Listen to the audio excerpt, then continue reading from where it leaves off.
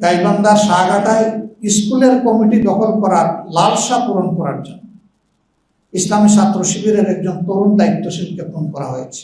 ঘটনাস্থল দিনের বেলা আপুসের কথা বলে ডেকে নিয়ে এই সাইফুল্লাহ বাড়ি দুনিয়া থেকে চলে গেছে, তার মায়ের বুক খালি হয়ে গেছে। গাইবান্ধার মানুষ এটা মেনে নেয়নি, তারা প্রতিবাদ করেছে, রিয়াক্ট করেছে। তার সঙ্গী সালাউদ্দিনকে এমনভাবে কোপানো হয়েছে যে তার মেরুদণ্ডের হাড় ভেদ করে স্পাইনাল কর্ড, যেটা দিয়ে সমস্ত নার্ভ সঞ্চালিত হয়, আগাগোড়া কেটে দেওয়া হয়েছে। এখন শরীরের বুকের নিচ থেকে সমস্ত নিম্নাংশ, তার কোনো চেতনা নেই, ফাংশন নেই, এবং এটা আর জীবনে ফিরে আসবে না। মেডিকেল সায়েন্স তাই বলছে। এখন তার বেঁচে থাকাই তার জন্য একটা দুঃসহ যন্ত্রণার বিষয়। এমনকি পেশাব পায়খানারও কোনো কন্ট্রোল তার থাকবে না, সে বুঝবে না, চেতনা নাই তার, ওই অংশ তার অবচেতন। মানুষ অল্প স্বার্থের জন্য কতটা বেপরোয়া এবং সন্ত্রাসী হয়ে উঠতে পারে, এটি তার সর্বশেষ উদাহরণ। আসসালামু আলাইকুম রহমতুল্লাহ। সুপ্রিয় দর্শক, বাংলাদেশ জামাতে ইসলামের কেন্দ্রীয় মজলিসে শুরার অধিবেশন অনুষ্ঠিত হয়েছে। সেখানে উদ্বোধনী বক্তব্য দিয়েছেন আমিরা জামান ডাক্তার শফিকুর রহমান। ভিডিওর শুরুতে আপনারা শুনলেন সেই রংপুরের শিবির নেতাকে কিভাবে হত্যা করা হয়েছে তিনি সেখানে উল্লেখ করেছেন, এবং আমিরা জামাত আরেকজন যে শিবির নেতা তার সাথে ছিল, তাকে হসপিটালে ভর্তি করা হয়েছে ঢাকাতে নিয়ে গিয়ে। তো তার শরীরের কী অবস্থা সেখানে আমিরা জামাত গিয়ে দেখা করেছেন, এবং আমিরা জামাত নিজে সাংবাদিকদের বলেছেন যে তার পা দুটা নষ্ট হয়ে গেছে, এমনভাবে তাকে মারা হয়েছে। তো আমিরা জামাত এখানে খুব ঠান্ডা ভাষায় সুন্দর বক্তব্য দিয়েছেন। তো পুরো বক্তব্যটাই খুবই মূল্যবান, আপনাদের প্রতি অনুরোধ রইল আপনারা পুরো বক্তব্যটা দেখে যাবেন। তো চলুন আমরা আমিরা জামাতের পুরো বক্তব্যের ভিডিওটা দেখে আসি। আসসালামু আলাইকুম ওয়া রাহমাতুল্লাহ। আলহামদুলিল্লাহি রাব্বিল আলামিন ওয়াসসালাতু ওয়াসসালামু আলা রাসূলিল কারীম ওয়া আলা আলিহি ওয়া সাহবিহি ওয়া আহলি বাইতি আজমাইন। বাংলাদেশ জামাত ইসলামের অর্ধবার্ষিক মজলিস শুরার এই অধিবেশনের উপস্থিত মজলিস শুরার সম্মানিত সদস্য ভাই ও বোনেরা, সাংবাদিক বন্ধুগণ, এমন একটি দিনে আজকের এই সম্মেলন আমাদের অনুষ্ঠিত হতে যাচ্ছে যে দিনটি ইতিহাসের গুরুত্বপূর্ণ সাক্ষী। ইতিহাসের অনেকগুলা গুরুত্বপূর্ণ ঘটনা এই দিনে সংঘটিত হয়েছে। এর মাঝে আমাদের কাছে বিশেষভাবে উল্লেখযোগ্য দুটি ঘটনা। এই আশুরার দিনেই আল্লাহ রাব্বুল আলামিন হযরত মুসা আলাইহিস সালামের জাতিকে ফেরাউনি অপশাসন এবং অপশক্তির হাত থেকে মুক্তি দিয়েছিলেন। এই দিনটিতেই কারবালা প্রান্তরে রাসূল করিম সাল্লাল্লাহু আলাইহি ওয়াসাল্লামের প্রিয় দৌহিত্র এবং তার পরিবারের সদস্যদেরকে কঠিন পরীক্ষা দিতে হয়েছে। এই দুইটি ঘটনা ইতিহাসে খুবই হৃদয় বিদারক। একটি মুক্তির ঘটনা হলেও তাদের অতীত ইতিহাস ছিল একেবারেই নির্যাতন এবং নিপীড়নের মুখোমুখি হয়ে তিলে তিলে তারা জীবনযাপন করছে। আর দ্বিতীয়টিও মানব ইতিহাসের একটি করুণ ঘটনা।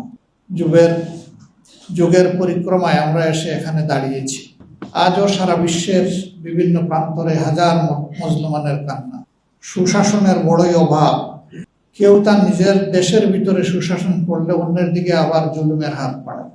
জুলুমে বলতে গেলে গোটা দুনিয়াই ভরে গেছে।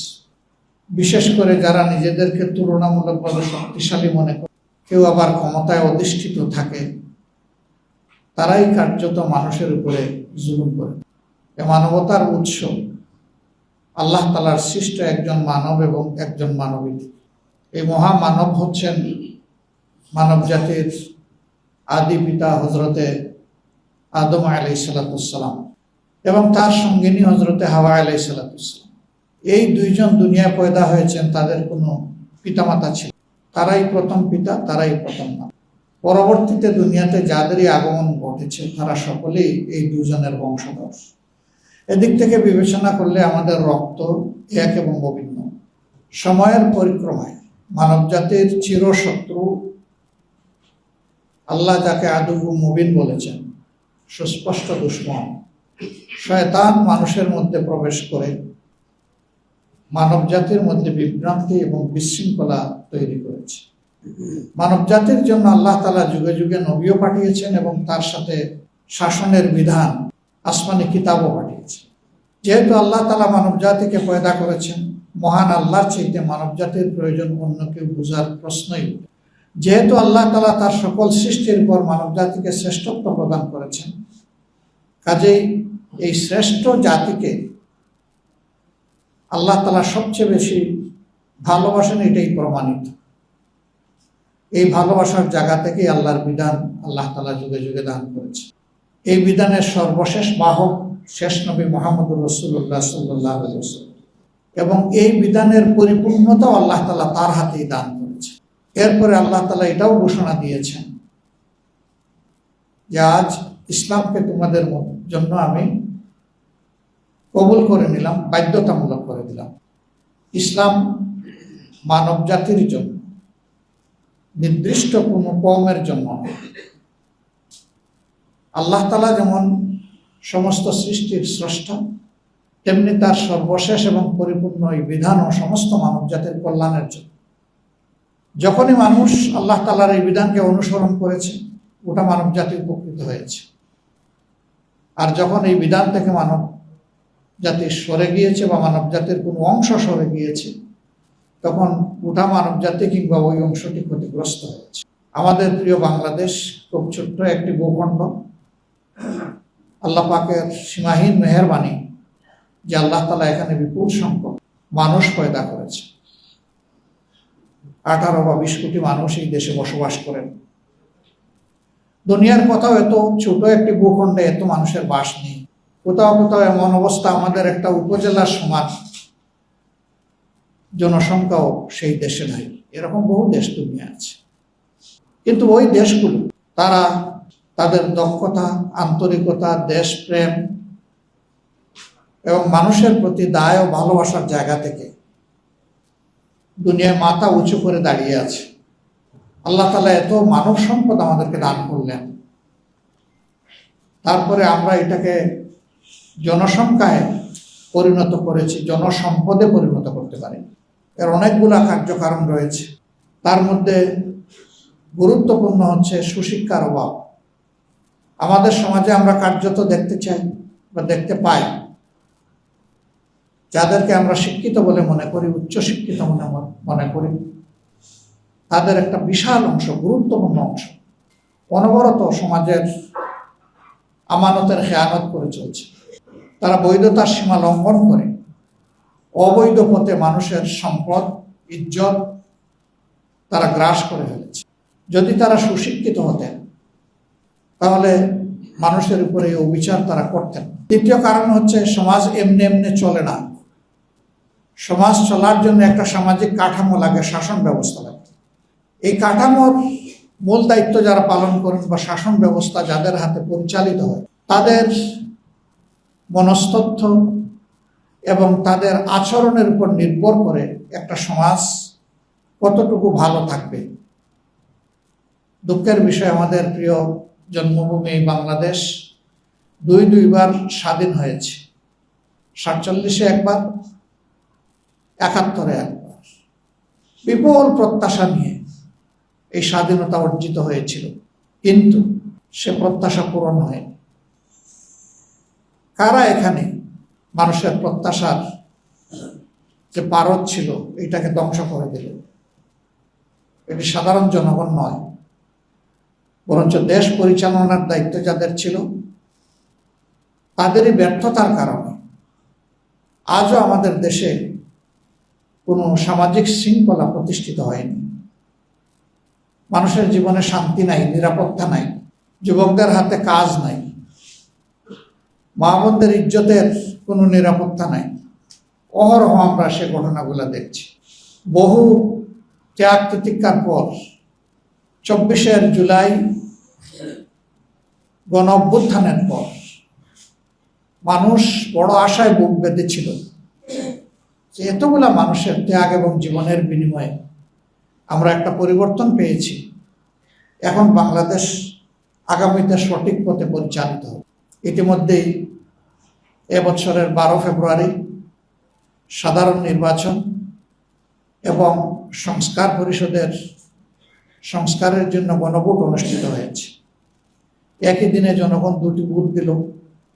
একটা ভোটের মূল্যায়ন হলো, আর একটা ভোট ফেলে দেওয়া হলো, অথচ দুইটার কোনোটাই অগুরুত্বপূর্ণ নয়। বরঞ্চ শাসনের যে ধারা অতীতের শাসকদেরকে ফেসিবাদী করে তুলেছিল, এবার জনগণ চেয়েছিল সেই ধারার পরিবর্তন হোক, এবং এই পরিবর্তনের জন্য ব্যাপক সংস্কার অপরিহার্য।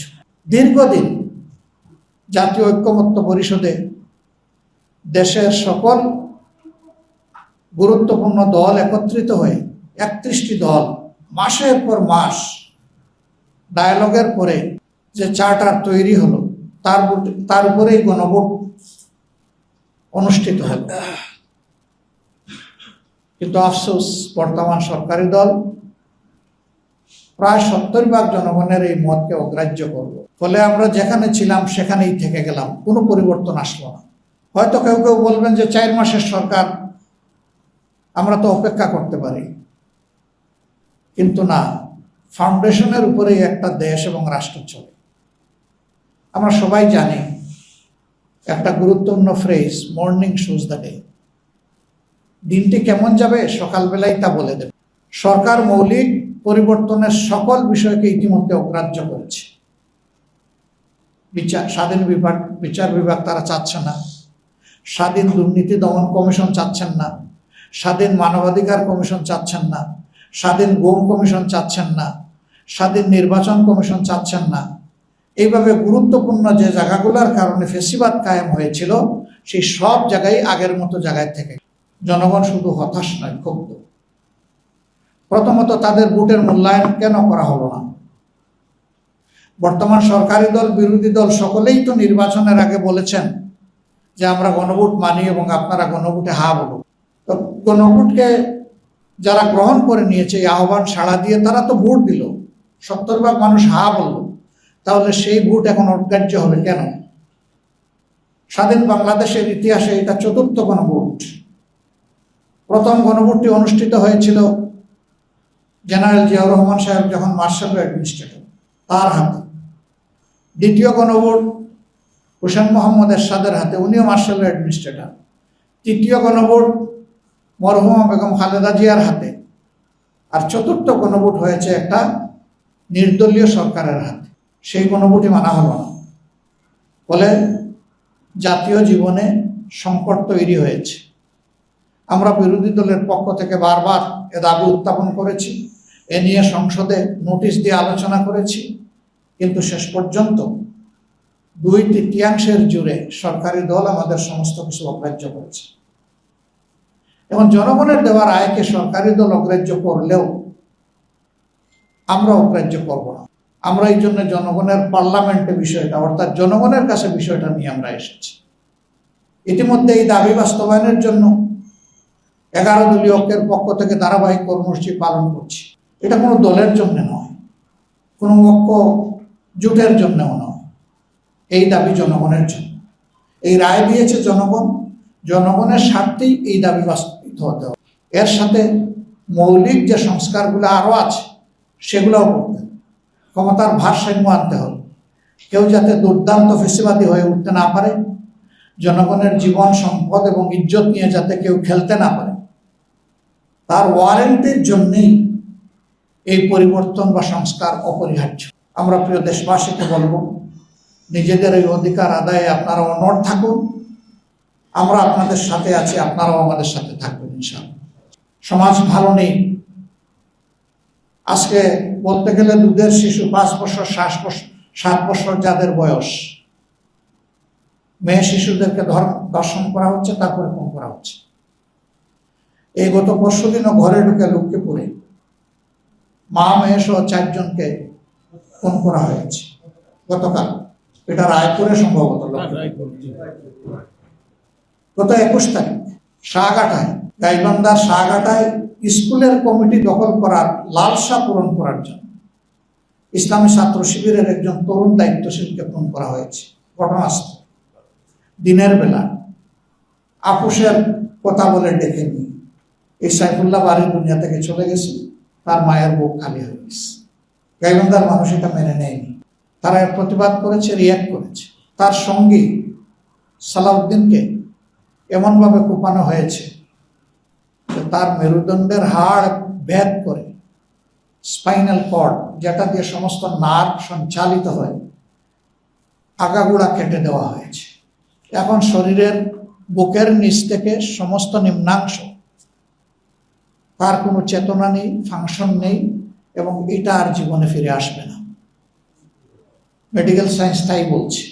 এখন তার বেঁচে থাকাই তার জন্য একটা দুঃসহ যন্ত্রণার বিষয়। এমনকি পেশাব পায়খানারও কোনো কন্ট্রোল তার থাকবে না, সে বুঝবে না, চেতনা নাই তার, ওই অংশ তার অবচেতন।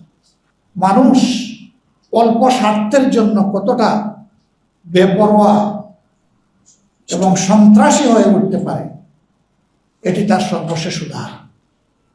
আমাদের একটা দেশ আছে, একটা সরকার আছে, তার একটা স্বরাষ্ট্র মন্ত্রণালয় আছে, তার অধীনে আইন প্রয়োগকারী সংস্থার সদস্যরা আছেন, তারপরে অহরহ এগুলা ঘটে চলেছে সর্বত্র দেশে।